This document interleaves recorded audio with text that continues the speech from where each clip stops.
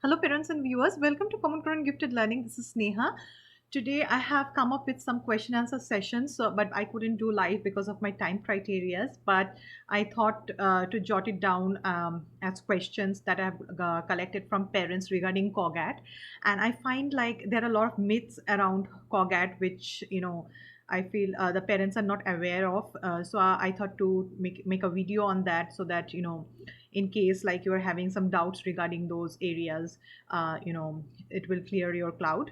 So the first question that I have found was Cogat is an IQ test. Like I did the video on this, so probably like Cogat is not an IQ test. It is just your child's cognitive ability on a particular area of academics. And for IQ test, if you are really keen on doing those, please consult WISC or WPPSI. Those are relatively better and is also Mensa approved. But Cogat is not an IQ test. It has nothing to do with your child's intelligence. Question number two is, can Cogat scores be improved?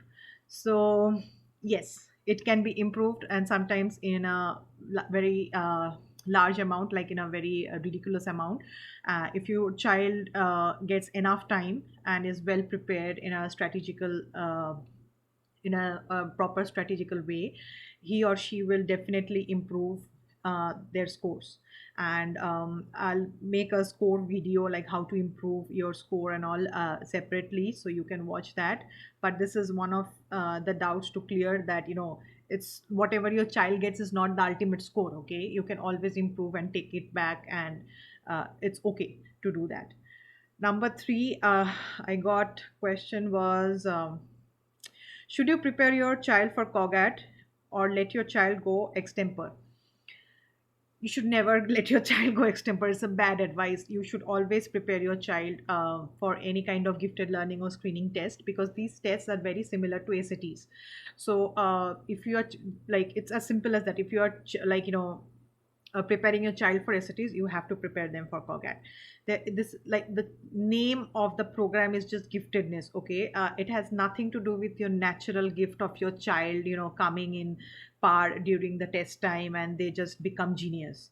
So it is not something to do with born geniusness and intelligence and IQ, as I said. So they need to be prepared just like any other test. Otherwise, it will be really foolish on the parents' part, and it's nothing to do with the child's intelligence. Number four, fixed percentile criteria. So I have heard this from a lot of parents, that there is a fixed percentile to qualify for Cogat or for gifted program in the in particular in Cogat. But it's not true.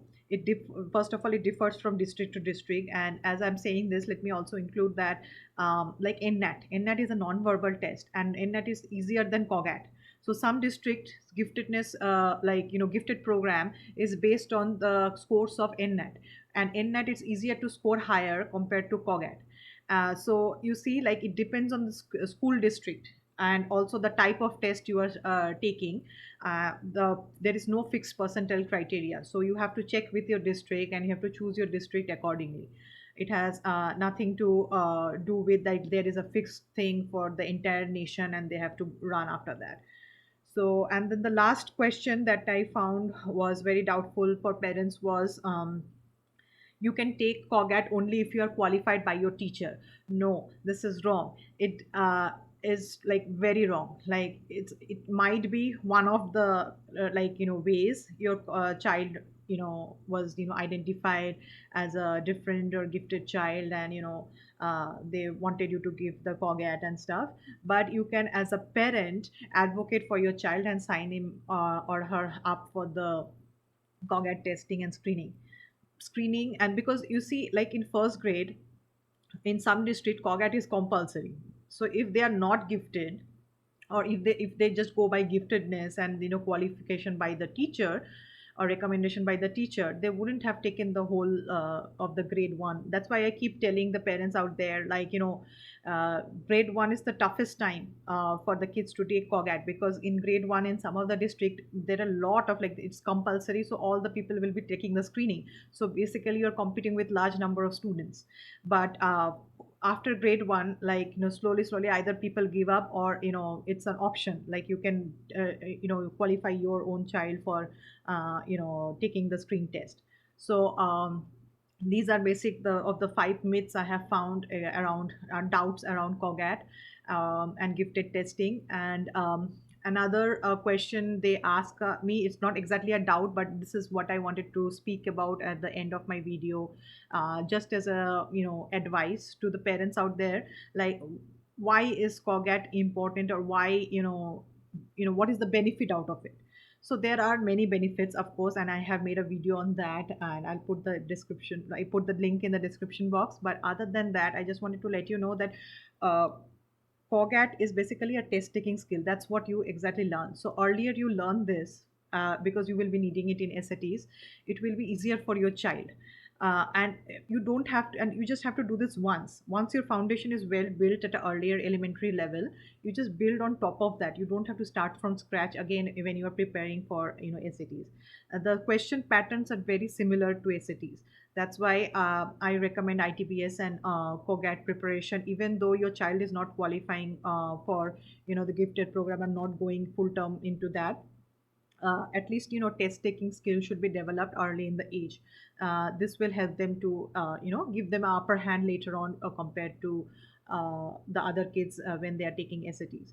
So if you ask me as a parent, the only benefit out of COGAT is the test taking skill preparation, and this is a life skill I feel personally in terms of academic area is concerned. So that's the only thing. But other than that, there are nothing, like, no other benefits I have found. If you have any other like doubts, feel free to comment, and or you can send me at sneha.learning@gmail.com. I'll be happy to answer your questions. So that was the end of my video today. And if this video helps you in some way, please like, share, and subscribe, and help my channel to grow. And see you in the next video. Bye bye.